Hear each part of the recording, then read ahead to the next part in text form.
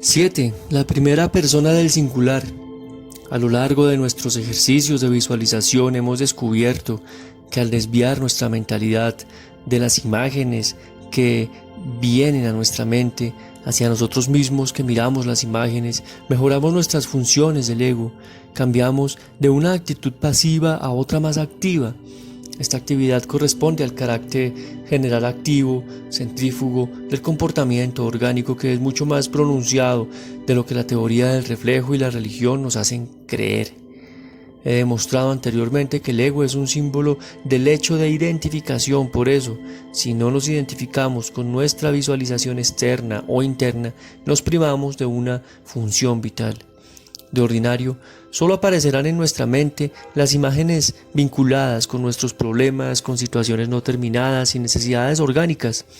Además de estas imágenes que señalan exigencias genuinas, nuestro bioscopio interno contiene muchas imágenes que originalmente conjuramos como ilustraciones de nuestros ideales o como resistencias, como un contrapeso de emociones condenadas.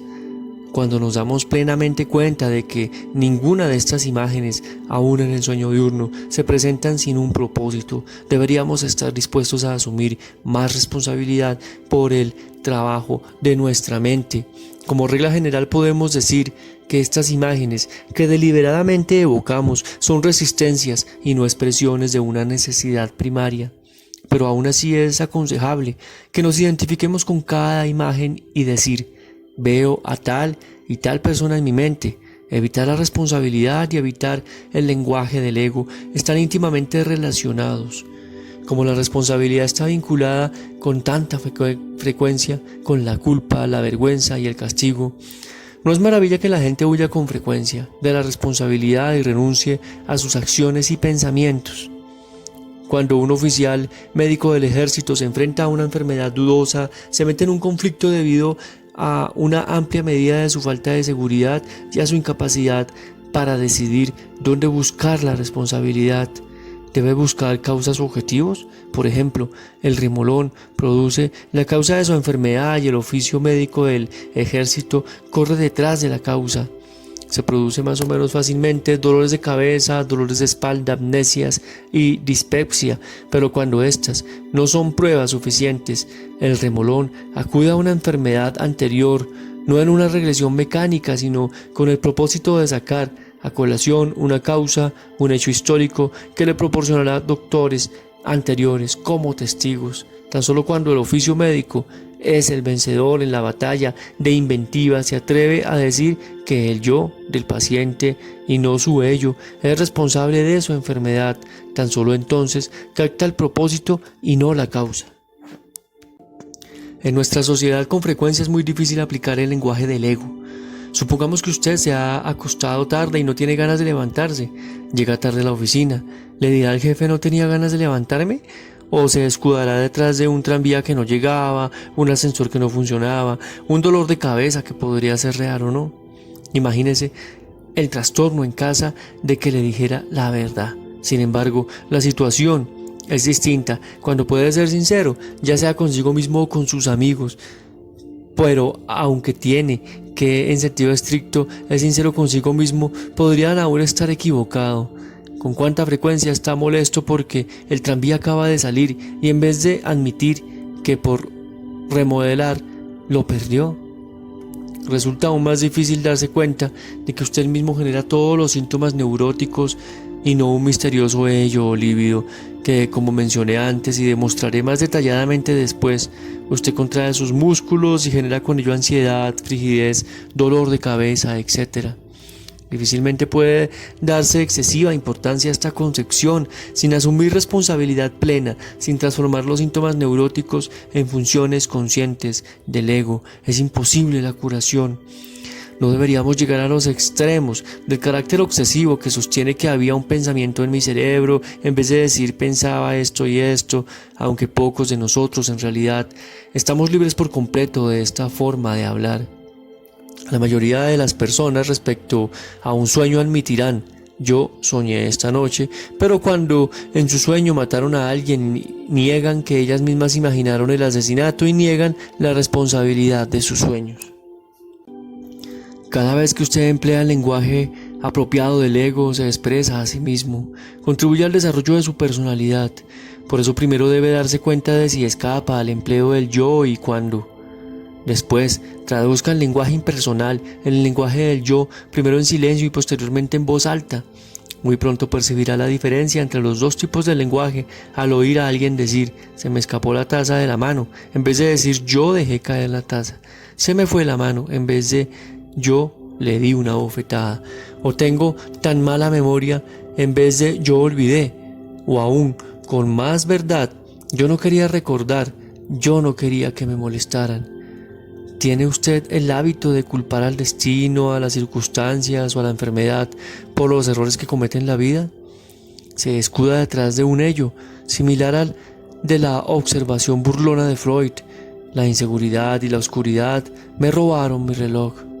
Si usted coloca llueve y me sucedió que, en el mismo plano, su capacidad para establecer diferencia entre el mundo interior y el exterior no parece muy perfecta. Muchos intelectuales miran con entusiasmo la teoría de Grodeck del ello, después de que destronaron a Dios y al destino, pero no era lo suficientemente como para hacerse responsables ellos mismos. Se apoyaron en la concepción del ello. Necesitaban una prima causa y encontraron una solución transfiriendo a Dios de su cielo a su propio sistema. Su concepto del ello manifestaba un notable parecido con el misterioso inconsciente colectivo de Jung e impedía, más que desarrollaba, sus funciones del ego. Del mismo modo que Freud introyectó el trauma del nacimiento de Rank para llenar un vacío en su explicación histórica de la ansiedad, lo mismo hizo con la aceptación del ello o it de Grodeck, siendo los dos sinónimos. El ello encajaba muy bien en el esquema del superego, yo y ello de Freud, pero así creó confusión.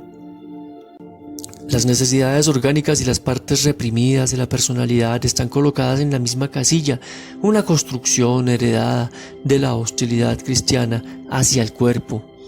Adler muestra comprender bien el papel de la personalidad consciente, juega en el entrenamiento de la producción de síntomas. Por otra parte, Freud ha demostrado lo hipócrita que es nuestra mente consciente. El lenguaje del ego no es siempre expresión de necesidades orgánicas.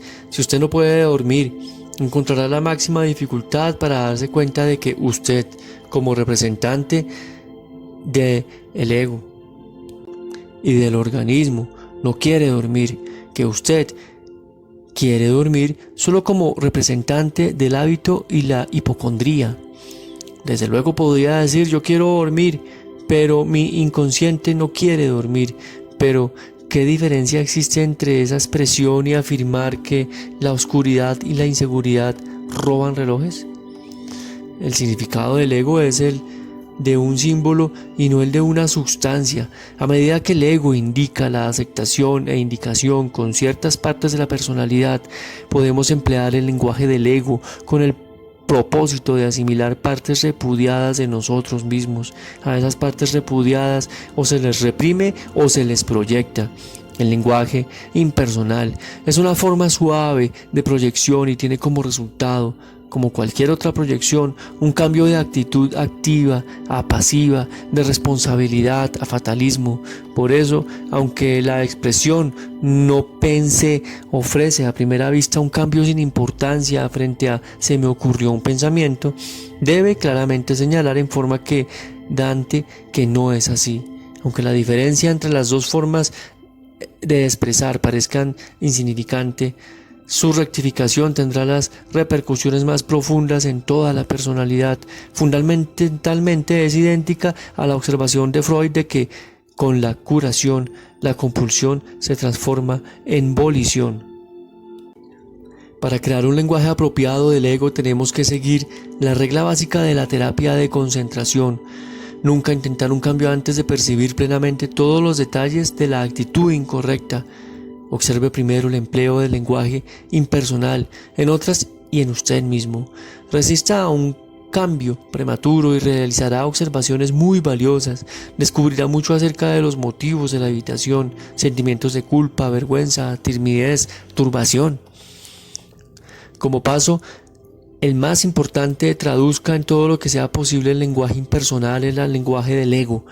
Una ayuda muy valiosa es la expresión yo produzco, dejando de momento en suspenso la forma en que usted produce, digamos, un dolor de cabeza, y por último, en orden, pero no en importancia, aplique el lenguaje del ego. Aprenda a hablar y no solo a escribir yo con letra mayúscula, a interpretar, a hacer esto. Descubrirá al principio una gran dificultad, especialmente en relación con las emociones desagradables que acabamos de mencionar. Un lenguaje correcto del ego, por ejemplo, una identificación correcta, es la base de la autoexpresión y de la confianza.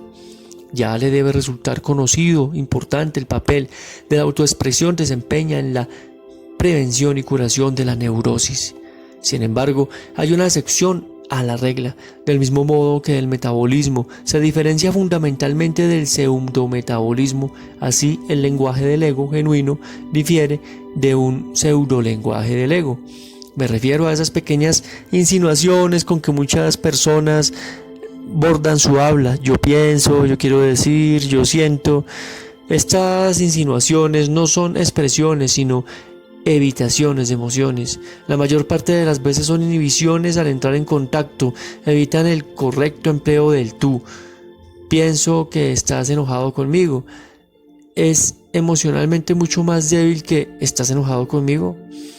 En estos casos no se evita el yo, sino el tú. Se censura y rehace el habla de